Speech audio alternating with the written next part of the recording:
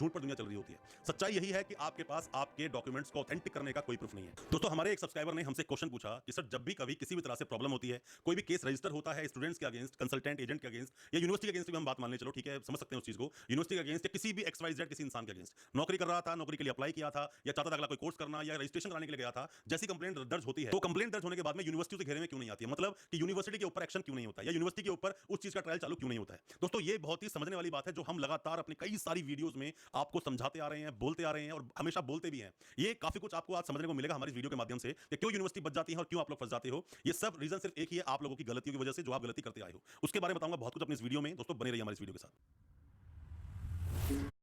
आपको बताते हैं सब कुछ जॉब जानना चाहते हैं।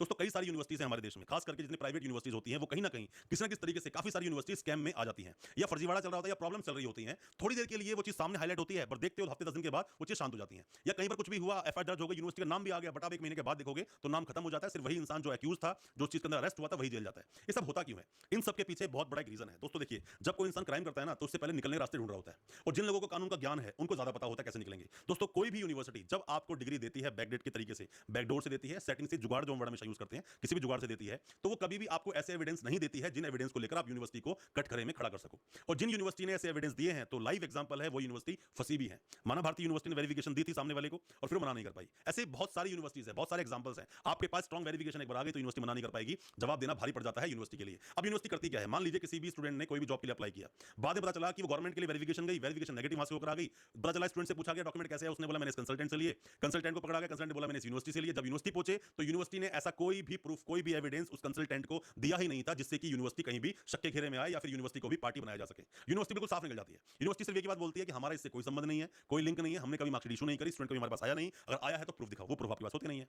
अब दोस्तों, हम जो बार बार लगातार, देखो, अच्छी चीजें थोड़ी लेट समझ आती हैं, जो सच होता है ना बहुत लेट समझ आता है, झूठ पर दुनिया चल रही होती है। सच्चाई यही है कि आपके पास आपके डॉक्यूमेंट्स को ऑथेंटिक करने का कोई प्रूफ नहीं है। आप दिखाओगे कि देखो सर मैं डिग्री निकाल कर लेकर गया था, डिग्री मना कर देंगे। आपने बोला माइग्रेशन लेकर गया था, मना कर देंगे। सर वेरिफिकेशन लेटर भी आपने दिया था, वो भी मना कर देंगे। मैंने तो यहां तक देखा है कि जब एफआईआर लॉन्च हुई, जब सामने वाले ने बोला कि सर देखिए ये डिग्री आपकी यूनिवर्सिटी से ही एनवेलप में मेरे घर आई थी, यूनिवर्सिटी ने मना कर दिया कि हमने नहीं भेजी। किसने भेजी? इशू नहीं करी। उसके अंदर एक सॉल्यूशन था, हमने भी उसको एक्शन लिया कि हमने फटाफट से उन डॉक्यूमेंट्स को फोरेंसिक पे भिजवाया। फोरेंसिक पे जाएंगे, डिटेल अपने आप आ जाएगी, यूनिवर्सिटी में कौन से पेपर्स यूज होते हैं, क्या इनकी यूज होती है और उसके ऊपर क्या इनकी यूज होती है, सब कुछ सामने आ जाएगा, क्लियर हो जाएगा सब चीजों के लिए। बट ये प्रक्रिया बहुत लंबी है। उसके पहले तो जो एक्यूज है, जिसको अरेस्ट किया, वो जेल भी चला जाएगा, 2-3-4 महीने जेल काट के आएगा, वापस आएगा। उसके बाद कुछ सही हो भी गया तो कोई फायदा नहीं है। दोस्तों, आपको करना क्या है? सबसे पहले अपने आप को सेव करना है, यूनिवर्सिटी सेफ हो जाएगी। यूनिवर्सिटी को सिर्फ इतना ही बोलना है कि हमारा इन डॉक्यूमेंट से कोई किस तरह का लेना नहीं है, स्टूडेंट्स को हम नहीं जानते हैं, हमारे पास कभी कोई पेमेंट अकाउंट में नहीं आई, और पेमेंट अकाउंट में भी आपने डाली हो तो भी यूनिवर्सिटी किसी ना किसी तरीके से उसके ऊपर एक्सक्यूज दे देगी कि ये हमें नहीं पता कि हमने इसके अगेंस्ट रसीद काट के दी है। बहुत सारे क्वेश्चन होते हैं दोस्तों, बहुत सारी चीजें होती हैं, आप इन चीजों को डिटेल में समझो। हम हमेशा हमारी गाड़ी आरटीआई पे इसीलिए रखती है क्योंकि आरटीआई आपने लगाई, यूनिवर्सिटी ने आपको रिप्लाई किया, तो कहीं ना कहीं एक सरकारी वे में उन चीजों का आदान प्रदान हुआ है, मतलब कि प्रोसेस फॉलो हुआ है। आप वो कर लोगे तो अच्छा रहेगा आपके लिए। बाकी तो भगवान ही आपके लिए रखवाला है कि अगर आपने गलत किया तो आप कैसे बचोगे। पर जो क्वेश्चन हमारे पास आया था कि यूनिवर्सिटी कैसे बच जाती है, वो यही तरीका है दोस्तों। कभी नहीं बचोगे आप, कभी नहीं बचेगा आपका कंसल्टेंट, आप दोनों तो फंसोगे ही फंसोगे, आप जेल जाओगे ही जाओगे। क्योंकि मैंने आपको पहले बताया है चीटिंग फॉर्जरी किस तरह से केस बनते हैं, पर यूनिवर्सिटीज और कॉलेजेस अक्सर बच जाते हैं। कई सारी यूनिवर्सिटी पहले भी फ्रॉड कर चुके हैं स्टूडेंट्स के साथ में, वेरिफिकेशन देने से मना कर चुके हैं। कई लोग अब मना कर देंगे आने वाले वक्त में। वो आप देखते जाइए, हमारी वीडियोस को सिर्फ आप देखते रहेंगे, काफी इंफॉर्मेशन आपको मिलती रहेगी, क्या नहीं करना है।